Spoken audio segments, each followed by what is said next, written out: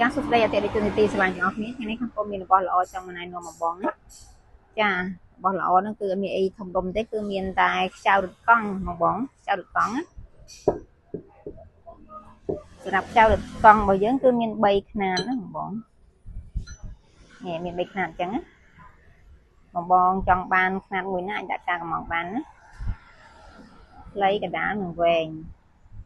ចំពោះខ្ចៅរឹតកង់ខាងយើងបងអាចមើលសាច់គាត់ចិត្តបានណា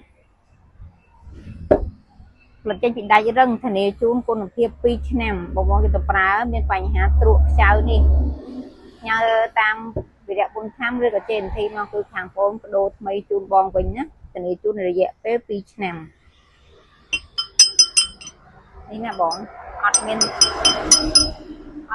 ដែលកពិតស្នេហ៍ទេចា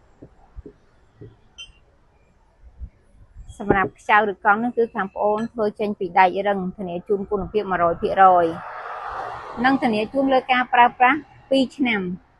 បងទិញយកទៅបាច់ភ័យថាថ្លៃខាងប្អូនទិញឲ្យមិនដូរជូនបងទេដូរជូនបងនៅដល់ណាក៏ខាងប្អូនបដូរជូនបងដែរណាឲ្យតែទ្រក់ស្នេហ៍គឺខាងប្អូនបដូរជូនតែបើគេអត់ដូរជូនទេបងណានេះយើងបញ្ជាក់ប្រាប់បងក្នុងការ live នេះឲ្យហើយចា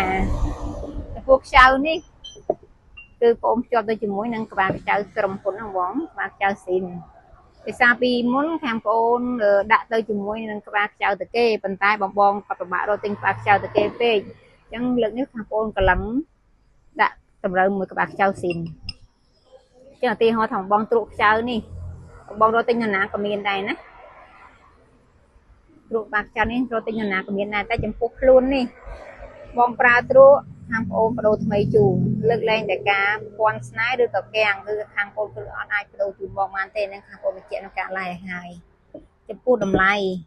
បងអាចឆាតចូល20សួរបានណាបងស្រឡាញ់ពេញចិត្តខ្នាតមួយណាដាក់ការកម្ងបានពិសេសគឺខាងប្អូនធានាជូនបង2ឆ្នាំលើការប្រើប្រាស់